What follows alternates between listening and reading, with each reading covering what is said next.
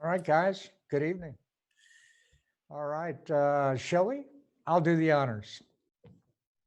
I'm your host, Stephen Vanover, here on the Sports Talk Line Network, where we talk sports 24/7 and 365. This is the NFL Draft 2020, day two. And we are here live with the pre draft show. And rather than me do it all, let me just pass it around the room right now. You can see all of us and introduce ourselves, give a little social media presence. By the way, you can find me on Twitter at Stephen Vanover. Spinksy, sir, take it away. I got a little bit excited yesterday for the first round, and I might have drunk too many cold beers. So this might be a bit of a stretch for me, but you can find me on Twitter at Spinksy NFL. Hopefully, I'll be having a beer again sometime soon. All right, Nate, sir, it's your house. Yeah, I guess so. Anyway, CD Lamb, CD Lamb, CD Lamb. In case Tom forgot, which he probably did. But at the end of the day, what really baffles me about last night's first round is people in the Bay Area still believe John Lynch is actually making the decisions, even though he's sitting there with a toy chest playing sock puppets back and forth. Come on. All right, exactly. Tom, take it out. Say hi to everybody. Hey everyone. You can find me on Twitter at defense_com, at DFENDS_com. I can actually say I did not overindulge myself last night celebrating the draft pick of my team. It was more. Yeah, but there was a reason for that, right? Okay. It was a necessity. It's understood. I understood the logic behind it. After 24 hours to process it, it was the best person the Giants could get. And Thomas, the offensive tackle from Georgia, they could put him. They could either put him at left tackle, move Nate Solder over to right, or they put Thomas at right, put Solder over to the left. Mm-hmm. And potentially too, it's going to be very interesting to see what they do in the second round. I look at that pick a lot like, remember when the Dallas Cowboys drafted Fredericks and everybody was moaning and groaning? Not a sexy pick. That's the same thing the Giants were at, yesterday. Not a sexy pick. They got a solid guy, right? Yes, I think the sexy pick would have been Isaiah Simmons, but I do think him being a little bit too versatile hurt his draft stock. Spinksy, what do you think? Do you think the versatility actually hurt Isaiah Simmons? Well, actually, before he answers that, I just wanted to ask, and maybe disagree with you, that's not the sexy pick. What's the sexy pick, guys? CD Lamb. CD Lamb. Appeal in this. No. You're right. Isaiah Simmons. Go ahead and answer the question there. Spence. Yeah. Simmons is a sensational talent. This kid can do anything. I find it hard to pinpoint his actual role. So I'd be happy to have him on the Cowboys. Like, I think any coach would be happy to have him, but I just don't think he fits a certain role. So it'd be interesting to see how he actually gets used, because he can play safety, free safety, on the line, tackle, virtually anywhere. So I wouldn't be surprised if he's more of a hybrid, but it's also hard to sort of pin him down. So it'd be very, very interesting to see how they actually use him. Spinksy, I think you hit the nail on the head with in regards to this guy. Every coach would take him. Every coach. That's not a problem.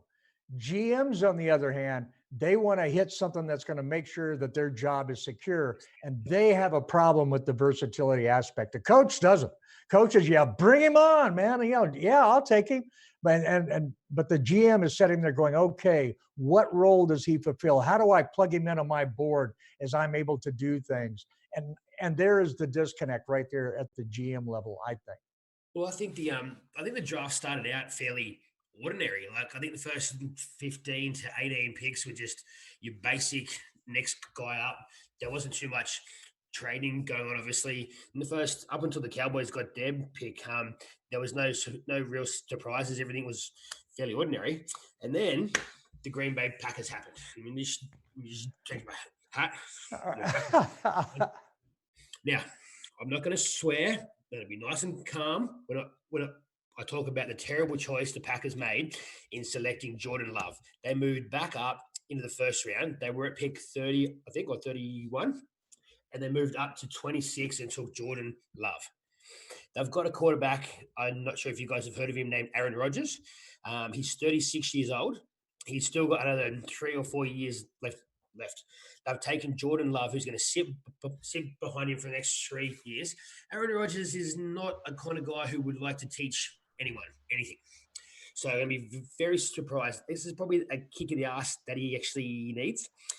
But why would you just want a guy for a 4-year contract with a 50-year option, and so he can sit there for 3 years and watch Aaron Rodgers? I understand that that's the way the Packers do things, but if you don't start Jordan Love in the next 3 years, you're going to have another 100 quarterbacks come out of college. Why are you taking this guy? I understand he throws the ball really nicely down the field, but you moved back up into the first round. You need a linebacker. They had Kenneth Murray was on their steal. Patrick Queen was on their steal. There was that much talent there, and they took Jordan Love. I just don't get it. Like, why? That's a much more PG version than you gave in the green room. I'm just saying, okay? Thank you. I think you nailed it just with what you said. The benefit is the motivation to Aaron Rodgers. He's a guy that is notoriously difficult to motivate. So now I think he's super motivated for the next couple of years, which is what they want. He just doesn't strike me as the kind of guy who would be likely to help out. Like, you look at someone like Eli. Eli would be coming back into the Giants every single day to help out Daniel Jones for the next 20 years, because that's the kind of a guy that he is. Whereas Aaron Rodgers seems like an asshole. So I'm not sure if he would.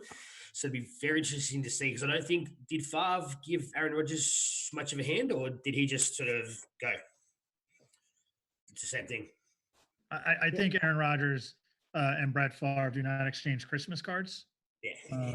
So I think Cool, I think that's safe to say. Yeah. Exactly. Well, the interesting about this is I look at this a completely different way. If Aaron Rodgers has a problem with this, I find this hilarious, because this is the exact same situation that he inherited when drafted. Karma wheel, man.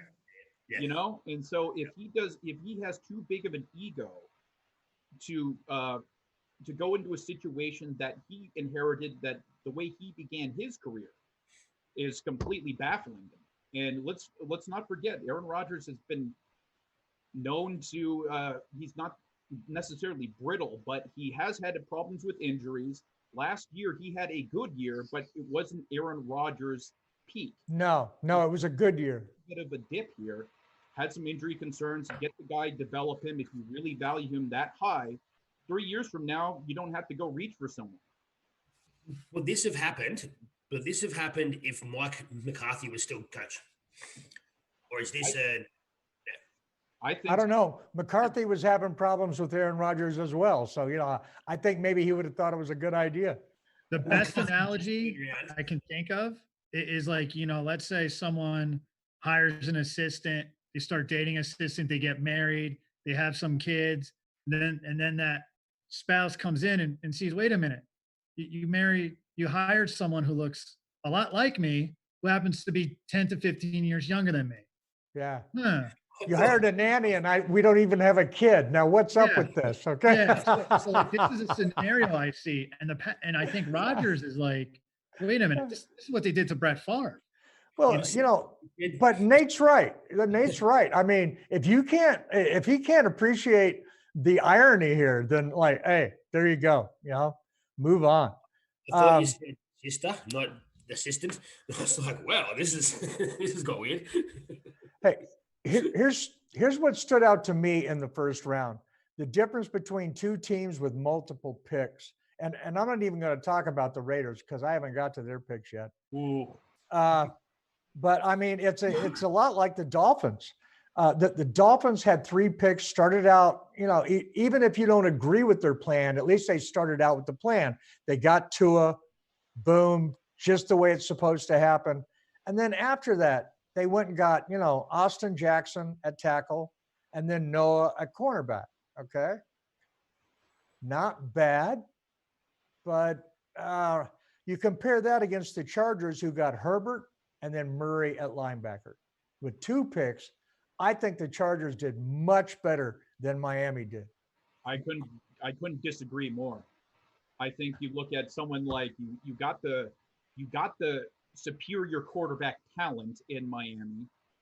Knowing if you're just going to compare style of play, and medical was not a concern, which it is. But it is a concern. So we're not doing that. So throw that on the table, because that's where I'm coming from. So if you say, well, throw that out, well, then I'm going to have a different opinion. Well, no, with that being said, I don't think Herbert's a first-round value quarterback. I think they massively reached for him. And not to mention, they got a tackle who's only 20 years old now. And let's not forget, at cornerback, they already have Xavier Howard, and they just signed Byron Jones. Now they add a first-round pick to that. Now we're looking at a potential strength for the Miami Dolphins. But that's not the NFL draft. I'm talking about just the NFL draft, okay? And for the draft itself and what you got out of it for where you drafted, and as I said, whether you agree with the plan that they had, whether you agree that Tua is the guy or you agree Herbert is the guy, that's not the point. They do believe in them, so they have a plan. On one side with the Chargers, I see them as getting, okay, you think Herbert is your guy, you got this guy. And a lot of other teams agree with you that they have him rated higher on their boards as well. And then here's Murray, another talent that kind of falls into your lap. They didn't have to trade up for anybody. They took what was coming to them. Miami, on the other hand, moved around a little bit, did what they did, and that's what they came out there with. But it's not guys that the rest of the league agreed with. They started out with it. There was plenty of teams out there that said, hey, Tua is also a talent. How good is he? Like you said, the medical thing. How much weight do you give that? Beyond that, though, after that first round pick, look at their next 2 picks and don't see the value. I see tremendous value in both of them. And not San Diego, they're always going to be San Diego to me. They traded up a half a round to go get the Kenneth Murray. And let's not forget, you invested in this quarterback, but you don't have his blindside protected. We all thought, we're sitting here when they traded up that far, that they were going to go left tackle. Right. Oh, yeah, absolutely. But I mean, there's more draft to come. I still like the value that they got for the players that they got. I think it's that they did really well. The Dolphins, for the picks that they had and what they did with their first round, I thought that they could have done a lot better. I'm not saying these guys aren't good players. I'm just saying that I think that they left better players on the board. And I disagree, you son of a bitch. There it is. There is. And this is a good point here for the people that are listening down below. So hit the subscribe, hit the notify, and then leave a comment. Do you agree or disagree between those 2 teams? And hey, we'll throw the Raiders in there, all right, and talk about them and their picks, because they had multiple picks. And man, left me scratching my head with what the Raiders did as well. But here's the other thing. Good fits. When you draft, whether you get a good player, hopefully you do, especially in the first round, did you also get a good fit? Did you get a player that, wow, this really fits this team? This is good. I had a few that I think fit really well. Joe Burrow with the Bengals. I think that's a good fit. He's their type of player, and they need him now. Broncos with Jeudy. I think that's a great fit. All right. Ravens with Patrick Queen. I love that. And the Chiefs with Clyde Edwards. How do you say his name? Clyde Edwards-Helaire. Yeah. All right. I think that's a great fit. What do you guys think? What are great fits in the first round? Everything's a good fit except Jordan Brooks going to the Seahawks. I don't know what happened there. I don't think it's been a long time since the Seahawks have had a first round draft pick. I think the last one they took was Rashad Penny. I think How'd that work out? Not very good at all. And so everyone knows that Seahawks trade out of the first round. It's just what they do. And this year they decided they would draft linebacker Jordan Brooks, and I covered 375 guys for the draft and didn't actually have him anywhere. So I overnight I did some research, And turns out the Seahawks already have Bobby Wagner as their linebacker. They've got KJ Wright. They've got Shaquem Griffin. They've got a fairly solid defense, and they've gone and drafted Jordan Brooks, who had a 5th-round draft grade. A 5th-round grade. I think they forget how to actually draft in the first round. I just don't understand it. They've wasted a pick. They could have had anyone. They were picking at 27. So you've got 26 guys gone already, and you go pick a guy who should go in the 5th round. The 5th round. What's wrong with you? So who do you think at that position with who was available, who would have been the best pick according to you, Spinksy, for the Seahawks? Yeah. Well, Almost anybody else. Okay, that's right. like they jumped up and took Jordan Brooks. The guy who went next was Patrick Queen. Patrick Queen went to the Ravens. One of the best linebackers in the game, and they jumped up and took a guy from Texas Tech. What the hell's that? No one's ever heard of it. Why would you do that? It blows me. All right, but here's what you don't realize. All right, I think the inside information here is this is a throwback to the great Jerry Jones Cowboys draft, where they went after, instead of trying to draft good position players, they said, you know what, we've got good position players. We're going to draft special teamers. And that was the great special teams draft. And I think that's what they did here. They went after a guy that plays special teams and said, man, this is the guy that we're going to get right here. 1st round, he is going to be all pro as special teams. A good friend of mine is a Seahawks fan, and I love giving him shit. And he gives it to me all the time about the Cowboys haven't won anything in 20-odd years, and this was my favorite pick. They made this pick. I text him straight away. I can't tell you what he said. He was extremely upset, and speak to me again. So, well, you won't let us read text messages from your friends. You won't tell us exactly what they said. I mean, what's up with these guys? Okay, they're upset. They're extremely upset. So, but yes, I can't fathom how they wasted a pick. Hey, well, guys, look, it's 15 minutes till we kick off here for the NFL draft. So let's talk about it. This is the 2nd and 3rd round coming up. I've got a list that I put out earlier today of what I call the 20 best players that I think are there on the draft. And I could just go down and give you the list. Okay, fine, whatever. I think a better idea is, why don't we go through and see what players you guys have on your list of what's coming up, and we'll check them off my list as we go.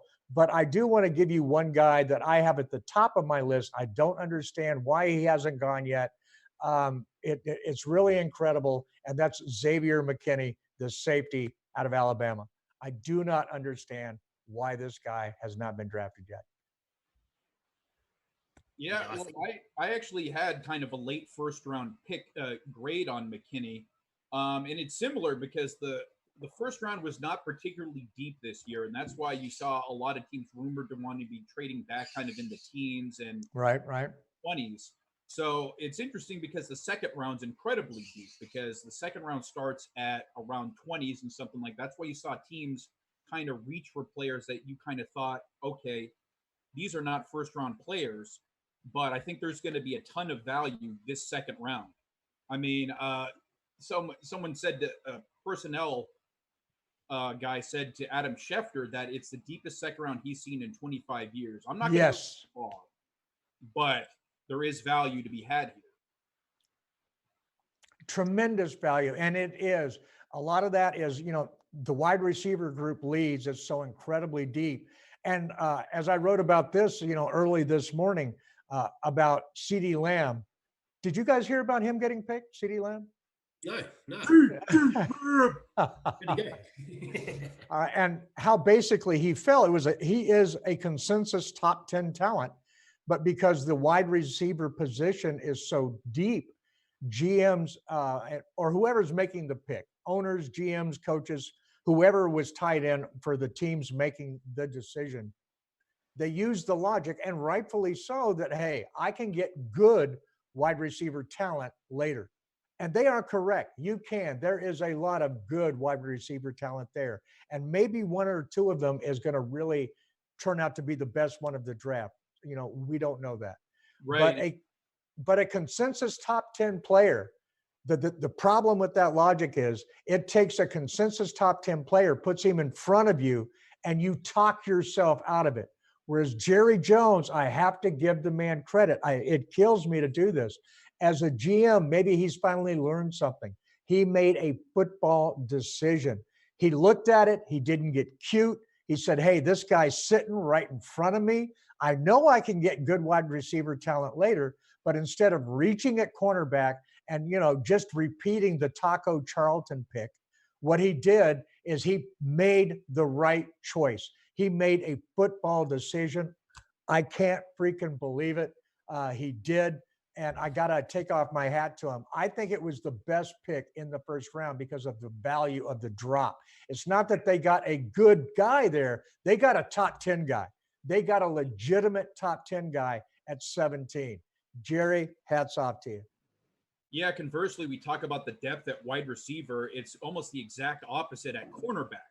So a team that is hungry for a quarterback like Dallas, that's why you saw teams kind of later in the first round reach for cornerbacks, such as A.J. Hill, the Raiders, the guy the Raiders drafted. Correct.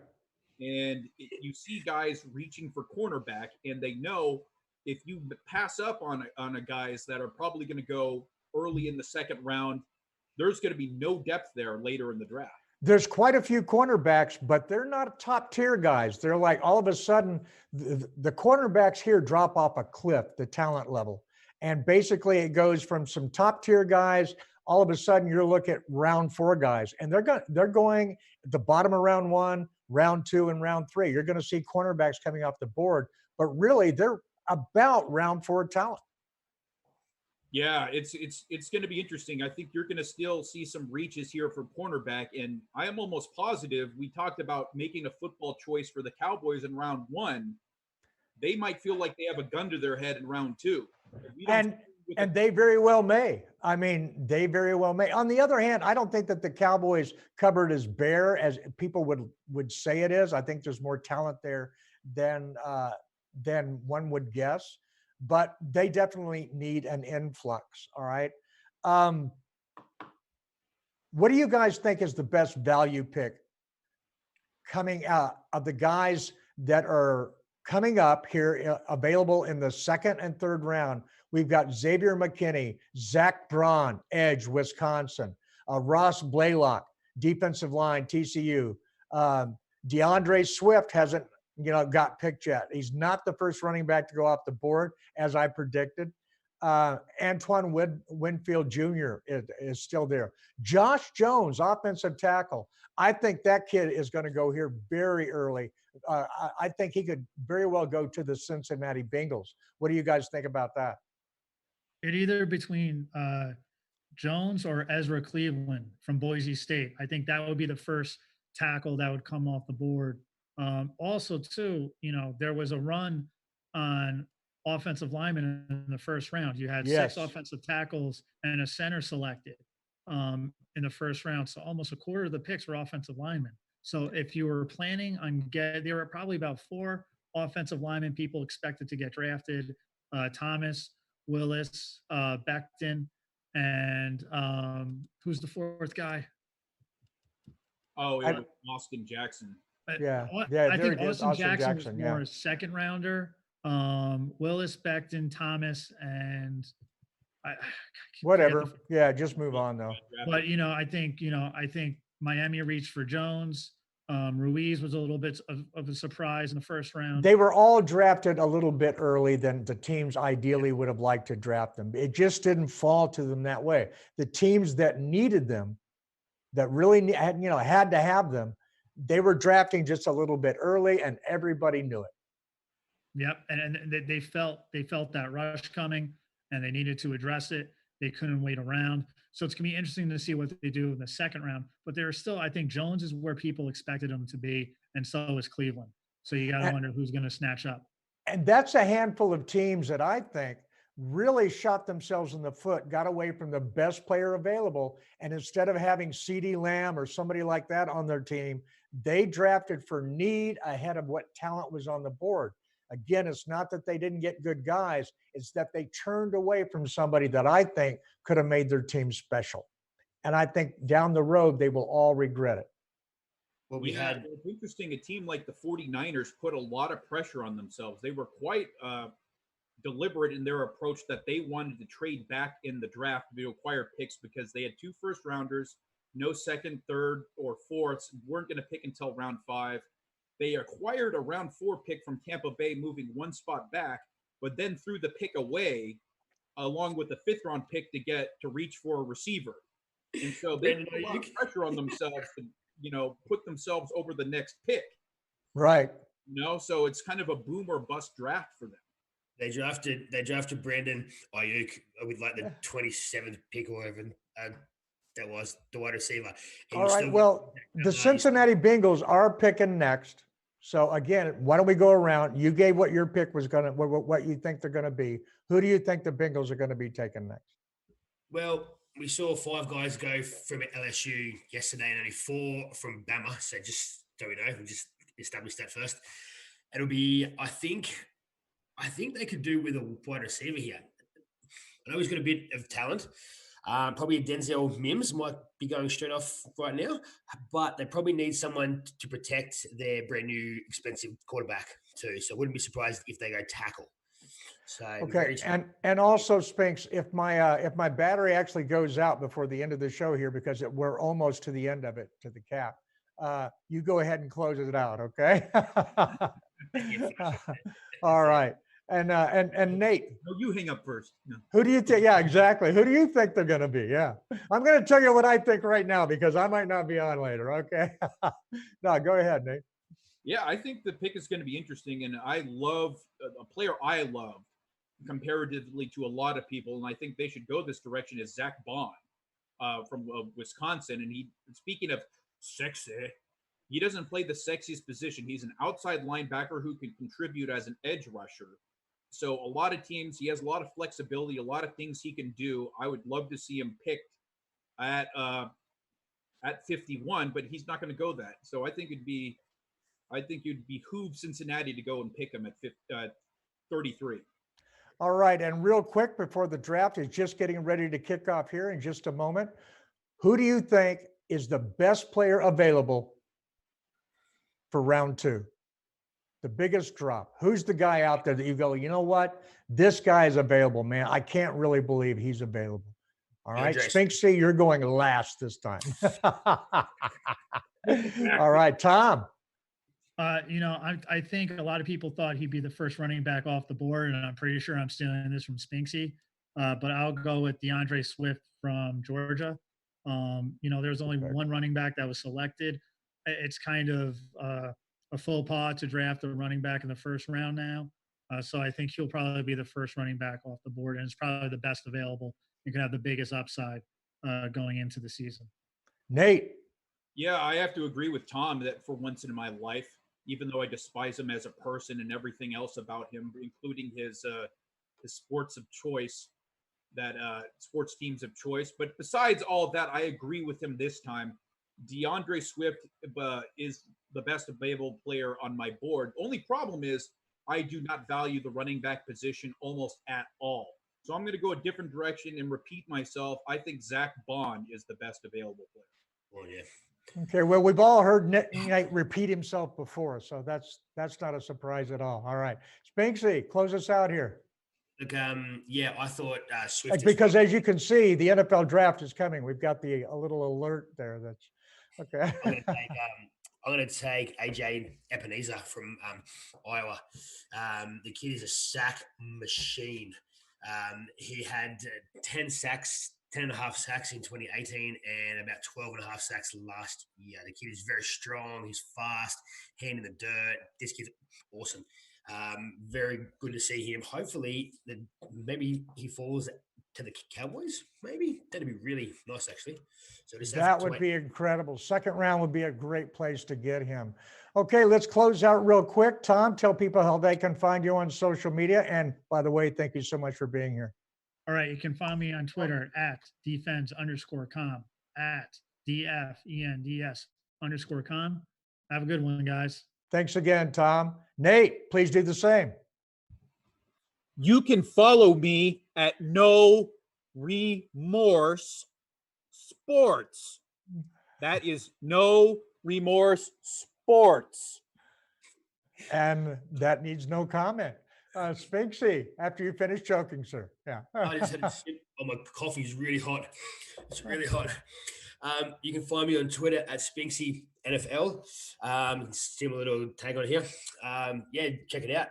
Can't wait. Second and third round going off now. So we'll be back soon.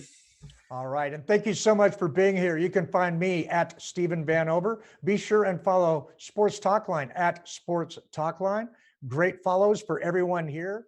But most of all, we want to thank you. Before you leave, again, if you haven't done already, please reach down and hit that subscribe button, hit that little bell and that notify. And until next time, watch and listen like you play with intensity.